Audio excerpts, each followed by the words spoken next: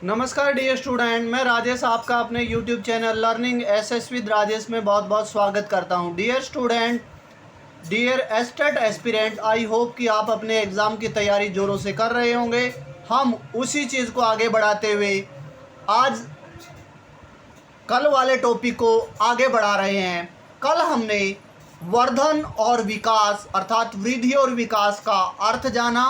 उसके अलावा हमने वृद्धि और विकास में अंतर जाना। आज हम जानेंगे कि वर्धन और विकास का अध्ययन अर्थात ग्रोथ और डेवलपमेंट का अध्ययन शिक्षक के लिए क्यों जरूरी है, अर्थात उसकी क्या महत्ता है। हम पहले पॉइंट में जानेंगे कि वर्धन तथा विकास के अध्ययन से शिक्षकों को बच्चों के मानसिक विकास की जानकारी मिलती है, अर्थात पता चलता है कि बच्चे का मानसिक विकास कितना, अर्थात हम ये कहें कि सभी प्रकार के विकास की जानकारी वर्धन और विकास के जानने से टीचर को मिलती है।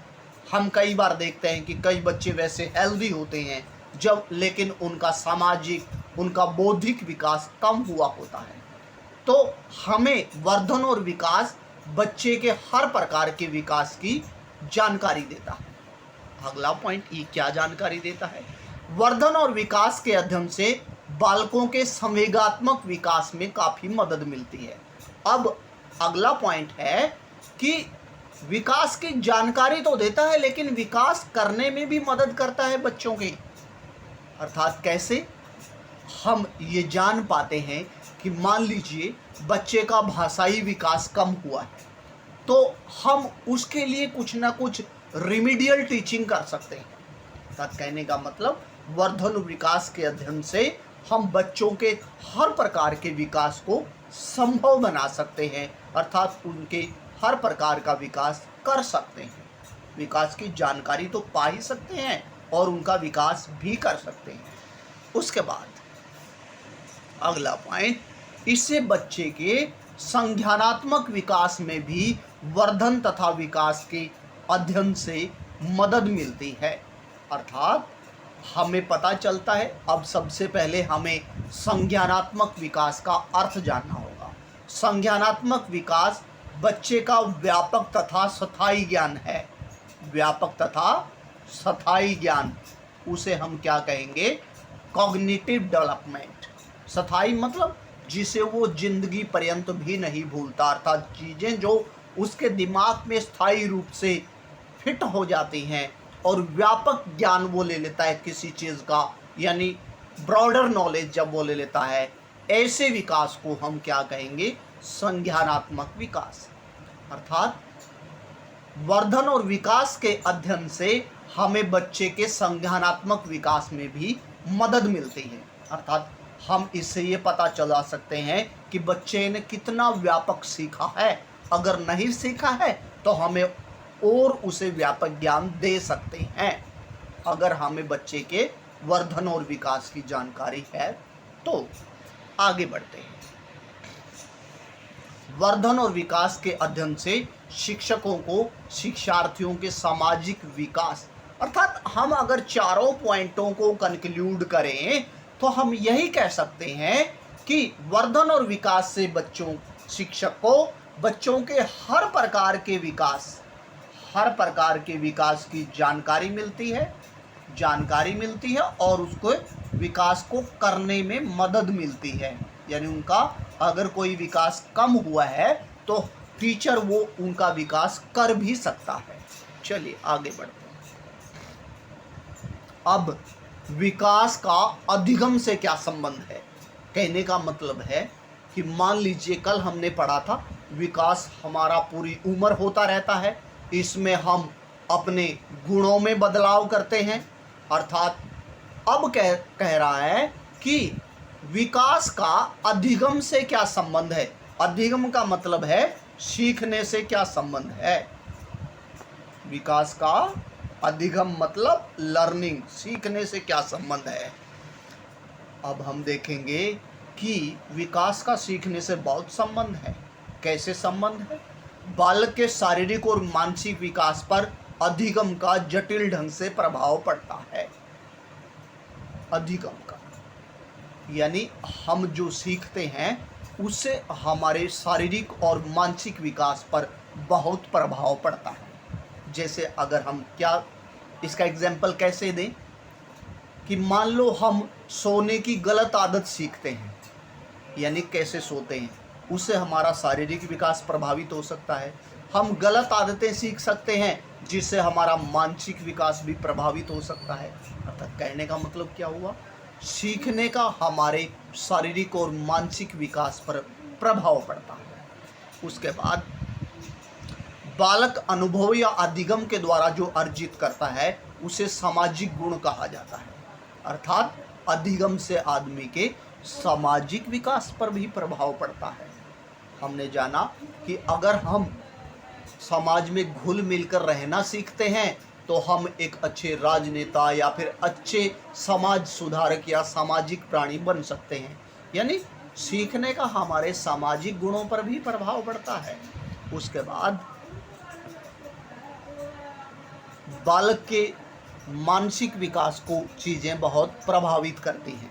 यानी अधिगम व्यक्ति के अधिगम बालक के मानसिक विकास को प्रभावित करता है। ये पहले ही पढ़ा है हमने, शारीरिक विकास को प्रभावित करता है, मानसिक विकास को, सामाजिक विकास को प्रभावित करता है। उसके बाद हरलोक के अनुसार विकास वंशानुक्रम के उपहार तथा वातावरण के सामाजिक और सांस्कृतिक बलों पर आश्रित होता है।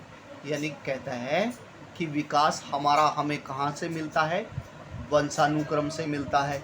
यानी हम किस वंश में पैदा हुए हैं, हमारे माता पिता से हमें कौन सी चीज़ें वंशानुक्रम में मिली हैं, समाज से हमें विकास मिलता है, सांस्कृतिक बलों से हमारा विकास होता है उसके लिए। उसके बाद अधिगम के अभाव में बालक का सामान्य विकास संभव नहीं है।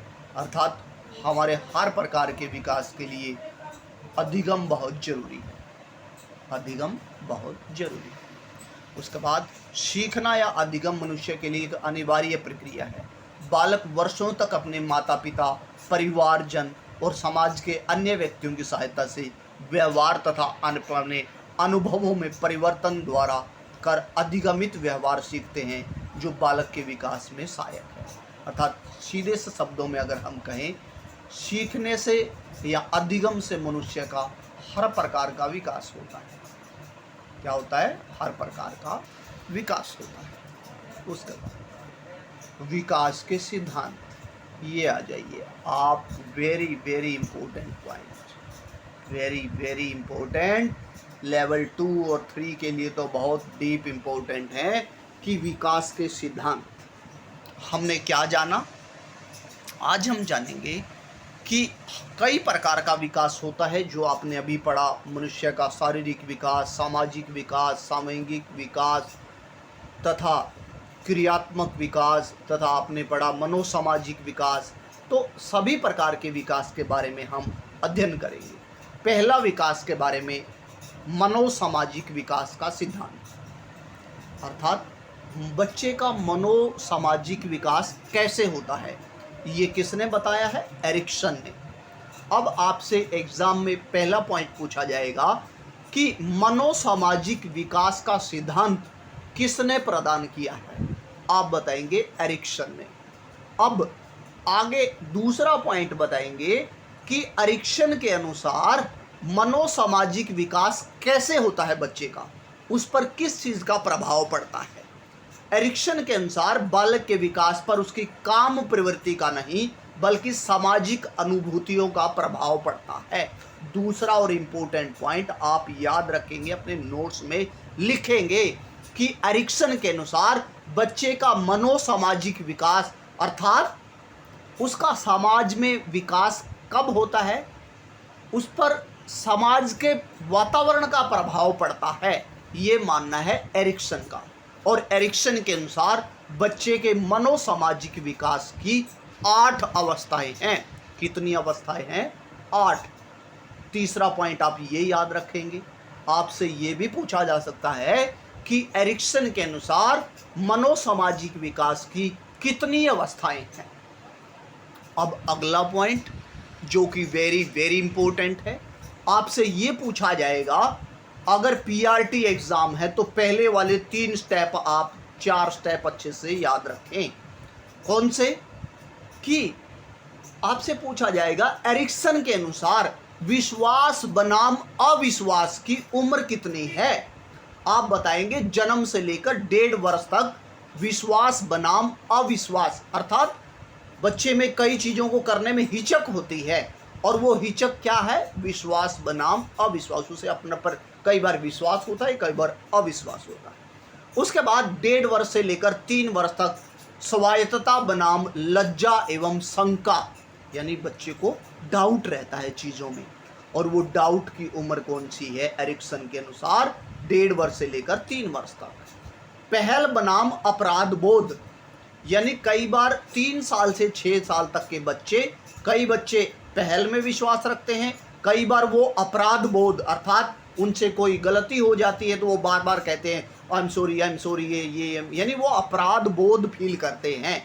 तो वो अवस्था कब है? ये वेरी वेरी इंपॉर्टेंट है भैया। मैंने सीटेट में कई बार एग्जाम में देखा है, पूछा गया है कि पहल बनाम अपराध बोध की अवस्था एरिक्सन के अनुसार कितनी है।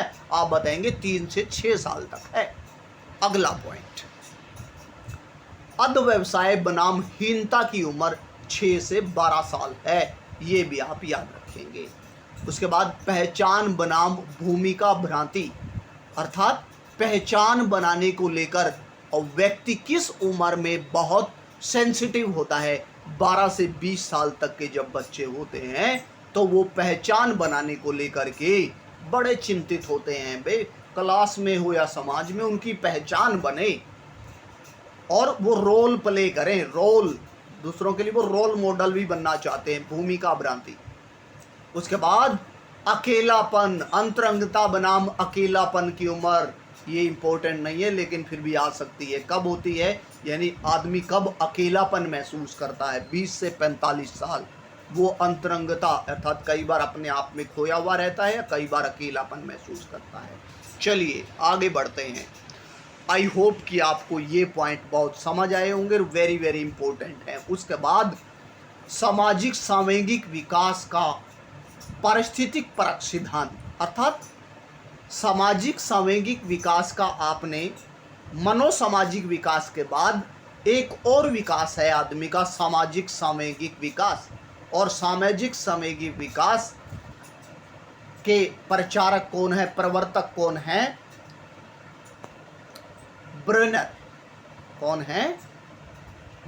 ब्रेनर। ब्रेनर के अनुसार सामाजिक सामूहिक विकास पर किस चीज का प्रभाव पड़ता है। आप बताएंगे कि इस सिद्धांत के अनुसार बालक के विकास की व्याख्या सामाजिक संदर्भ में की गई है जिसमें बालक रहता है।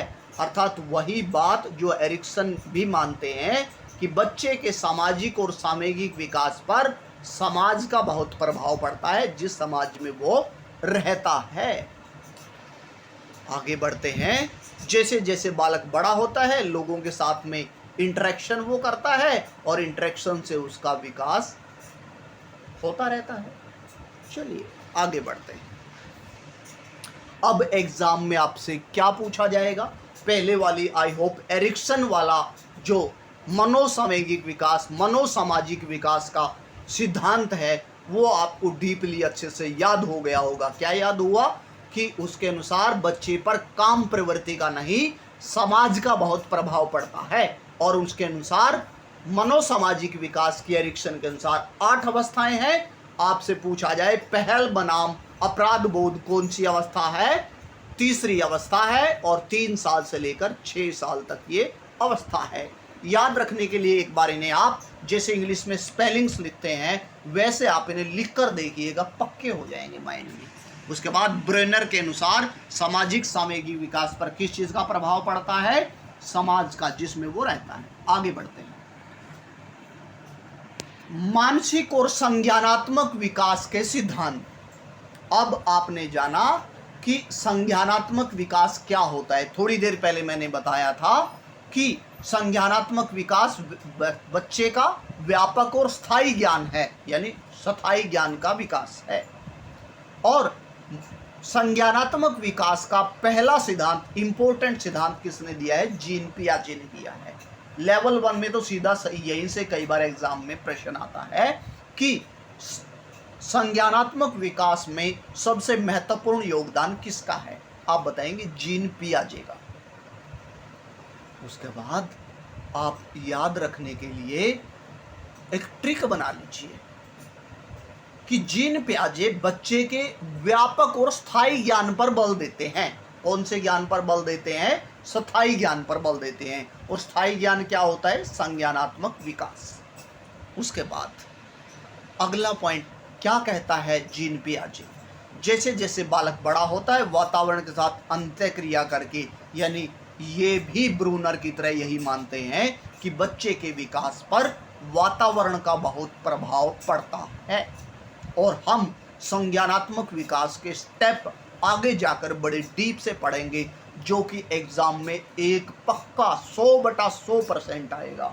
हम पढ़ेंगे आगे। उसके बाद संज्ञानात्मक विकास के सिद्धांत। संज्ञानात्मक विकास का दूसरा सिद्धांत ब्रूनर ने भी दिया है, एक सिद्धांत पियाजे ने दिया है। संज्ञानात्मक विकास का एक सिद्धांत ब्रूनर ने भी दिया है। अब हम पढ़ेंगे कि ब्रूनर का क्या मानना है।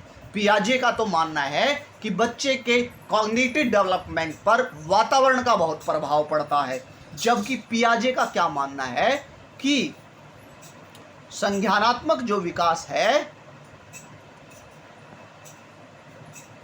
वो क्या है? एक क्रमिक प्रक्रिया है, यानी सिक्वेंशियल, यानी एक सीक्वेंस में चलती है। और इसमें बालकों के चिंतन में तथा प्रतिमा को महत्वपूर्ण माना जाता है। यानी ब्रूनर कहता है कि बच्चा अपना स्थायी ज्ञान संकेत और इमेज की सहायता से सुदृढ़ करता है। अब अगला पॉइंट, यानी अगला पहला पॉइंट ये ऑप्शन बनाए आप इसके, दूसरा पॉइंट ये बनाए कि ब्रूनर संज्ञानात्मक विकास में किस चीज़ को महत्वपूर्ण मानता है। आप बताएंगे ब्रूनर मानता है बच्चे के संज्ञानात्मक विकास में संकेत और प्रतिमा महत्वपूर्ण होती है, अर्थात वो सिंबल्स के जरिए, मूर्तियों के जरिए अच्छा सीखता है। और उसके बाद ब्रूनर के अनुसार बालकों के चिंतन में भाषा की अहमियत होती है, अर्थात तीसरे नंबर पर संकेत और प्रतिमा का तो महत्व होता ही है बच्चे के विकास में संज्ञानात्मक। ब्रूनर ये भी कहता है कि बच्चों के संज्ञानात्मक विकास में भाषा की महत्वपूर्ण भूमिका होती है, अर्थात जितनी वो भाषा सीखेगा उतना ही उसका कॉग्निटिव डेवलपमेंट होगा। उसके बाद पियाजे इससे कुछ अलग मानते हैं। पियाजे मानते हैं कि बच्चों के कॉग्निटिव डेवलपमेंट में उनके एक्सपीरियंस का रोल होता है।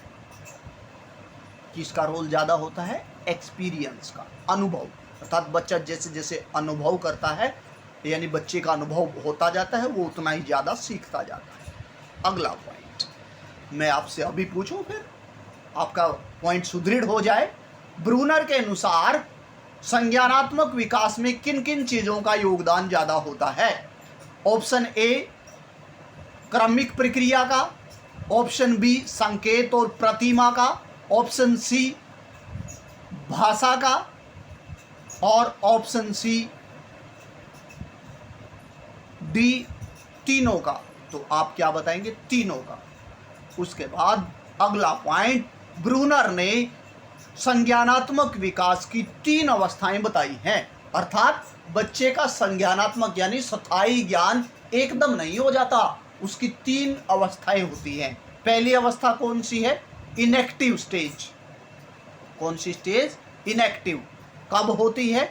शिशु स्थूल वस्तुओं और शारीरिक क्रियाओं के माध्यम से सोचते हैं। अब एग्जाम में प्रश्न कैसे आएगा मैं आपको बताता हूं। पूछा जाएगा ब्रूनर के अनुसार संज्ञानात्मक विकास की इनएक्टिव अवस्था में बच्चा किस माध्यम से ज़्यादा सोचता है या सीखता है? आप बताएंगे स्थूल वस्तु और शारीरिक क्रिया। स्थूल मतलब जो उनको दिखती हैं उनके माध्यम से, और शारीरिक क्रियाओं के माध्यम से सीखता है। कौन सी अवस्था में? इनएक्टिव। उल्टा भी पूछा जा सकता है कि ब्रूनर के अनुसार शिशु स्थूल वस्तुओं और शारीरिक क्रियाओं के माध्यम से किस अवस्था में सोचते हैं? आप बताएंगे इनएक्टिव अवस्था में सोचते हैं। उसके बाद आइकॉनिक अवस्था। आइकॉनिक अवस्था यानी जन्म से लेकर 2 साल तक तो इनएक्टिव अवस्था बताई है ब्रूनर ने, 2 साल तक, और 2 से 7 साल तक कौन सी? आइकोनिक अवस्था। अगला पॉइंट, आइकोनिक अवस्था में बच्चा चित्रात्मक या दृश्यात्मक रूप से अनुभव करने की क्षमता से युक्त हो जाता है, अर्थात वो चित्र बना भी सकता है और चित्रों से वो अनुभव भी कर सकता है, भाई ये चीज़ जैसे होती है, ये चीज़ जैसे होती है। उसके बाद सिंबॉलिक अवस्था, तीसरी अवस्था बताई है सिंबॉलिक। अब सिंबॉलिक अवस्था कब से कब तक होती है ब्रूनर के अनुसार? 11 से 15 साल। और इसकी क्या विशेषता है? अब बच्चा चित्रों के स्थान पर संकेतों से, चिन्हों से तथा भाषा आदि का प्रयोग करने लग जाता है, अर्थात किन चीज़ों का प्रयोग बढ़ जाता है सिंबॉलिक अवस्था में? संकेतों और भाषा का प्रयोग बढ़ जाता है। आई होप कि आपको ये पॉइंट भी समझ आया होगा। तो कौन सी 3 अवस्थाएं उन्होंने बताई हैं, उन्हें आप याद रखेंगे? आइकोनिक अवस्था, सिंबॉलिक अवस्था, इनएक्टिव अवस्था। इनकी उम्र भी याद रखेंगे आप। उसके बाद लास्ट पॉइंट आज का, संज्ञानात्मक विकास का वाइगोत्स्की का सिद्धांत। अब एग्जाम में आपसे ये भी प्रश्न पूछा जा सकता है, इनमें से किस मनोवैज्ञानिक का संज्ञानात्मक विकास में महत्वपूर्ण योगदान है? तो आज आपने 3 मनोवैज्ञानिकों के बारे में पढ़ा, पहला पियाजे, उसके बाद ब्रूनर और तीसरा वाइगोत्स्की।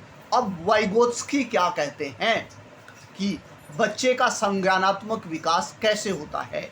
तो वाइगोत्स्की कहते हैं कि बच्चे के संज्ञानात्मक विकास पर समाज का और भाषा का बहुत प्रभाव पड़ता है, जबकि ब्रूनर का मानना था कि भाषा का तो प्रभाव पड़ता ही है, लेकिन प्रतीकों का और चित्रों का बहुत प्रभाव पड़ता है। अब आगे बढ़ते हैं। इसे यानी जब बच्चा वाइगोत्स्की के अनुसार सामाजिक कारकों से और भाषा आदि से अपना संज्ञानात्मक विकास करता है, तो ऐसे विकास को सामाजिक सांस्कृतिक विकास कहते हैं, और ऐसे विकास को समीपस्थ विकास का सिद्धांत भी कहते हैं। आपसे एग्जाम में ये भी पूछा जाएगा कि वाइगोत्स्की का संज्ञानात्मक विकास का सिद्धांत, जिसमें बच्चा भाषा के माध्यम से, समाज के माध्यम से सीखता है, उसको क्या कहा जाता है? आप बताएंगे समीपस्थ विकास का सिद्धांत कहा जाता है। आई होप कि आज का पॉइंट आपको, आज का सेशन अच्छा लगा होगा। यदि आप मेरे यूट्यूब चैनल पर नए हैं तो please subscribe the channel, like and share also. Thank you and have a nice evening ahead. और ज़्यादा से ज़्यादा शेयर करें ताकि और स्टूडेंट भी इसका फायदा